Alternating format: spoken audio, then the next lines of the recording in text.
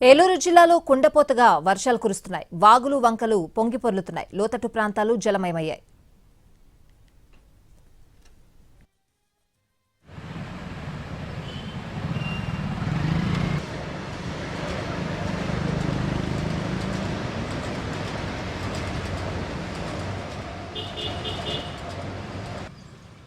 భారీ వర్షాల హెచ్చరికల నేపథ్యంలో ఇటు ఏలూరు అటు పశ్చిమ గోదావరి జిల్లాల అధికార యంత్రాంగం అప్రమత్తమైంది. నిన్న సాయంత్రం నుంచి ఎడతెరిపి లేకుండా జిల్లాలో కురిసినటువంటి భారీ వర్షంతో ఏలూరు నగరంలోని అండర్ పాస్లు జలమయమయ్యాయి. దీంతో రాకపోకలకు కొంత అంతరాయం ఏర్పడుతోంది.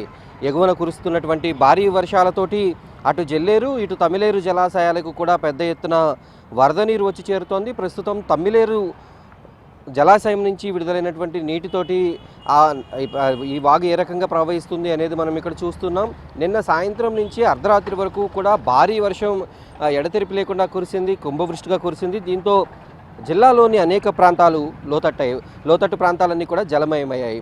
ఇందులో ప్రధానంగా తాడేపల్లిగూడెం, తణుకు ప్రాంతాల్లోని అనేక ప్రభుత్వ కార్యాలయాల్లోకి కూడా నీరు చేరుకుంది. అయితే ఉదయం కాస్త తెరపి ఇవ్వడంతో ఆ నీరు లాగేసినటువంటి పరిస్థితి. కానీ ఎగువన కురుస్తున్నటువంటి వర్షాలు ఇంకా మరీ భారీ వర్షాలు కురుస్తాయి అనేటటువంటి వాతావరణ శాఖ హెచ్చరికల నేపథ్యంలో ఇప్పటికే జిల్లా వ్యాప్తంగా అన్ని స్కూళ్లకు సెలవులు ప్రకటించారు. అలాగే లోతట్టు ప్రాంతాల్లో ఉండేటటువంటి ప్రజలు కూడా అప్రమత్తంగా ఉండాలి అనేటటువంటి సూచనలు చేశారు. అయితే ఎగువన కురుస్తున్నటువంటి భారీ వర్షాల కారణంగా తమ్మిలేరు అలాగే ఎర్రకాలువ, జల్లేరు జలాశయాలకు భారీగా వరద నీరు వచ్చి చేరనున్నటువంటి నేపథ్యంలో ముందస్తు చర్యల్లో భాగంగా దిగువకి నీటిని విడుదల చేసి ఆ ప్రాజెక్టులకు ఎటువంటి ఇబ్బంది లేకుండా చూస్తున్నారు. అలాగే పోలవరం ప్రాజెక్టు నుంచి కూడా అక్కడ ప్రస్తుతానికి వరద పెరిగేటటువంటి పరిస్థితి లేకపోయినప్పటికీ కూడా స్థిరంగా అక్కడ కొనసాగుతుంది. దాదాపు 1.5 క్యూసెక్ల నీరు దిగువకు విడుదలవుతుంది. అయితే ఈ 2-3 రోజుల పాటు భారీ వర్షాలు కురవనున్నటువంటి నేపథ్యంలో అధికార యంత్రాంగం అప్రమత్తమైంది. అలాగే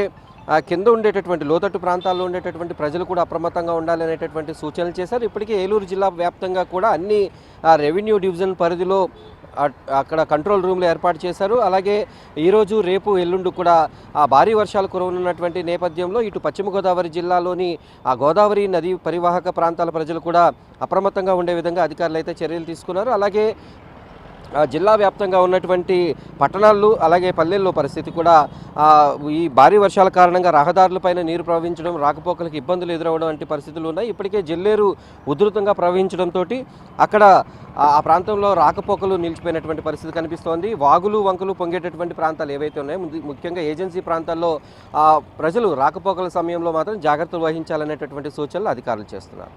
వీడియో జర్నలిస్ట్ కరి శ్రీనివాస్తో మల్లికార్జున్, ఏలూరు జిల్లా నుంచి.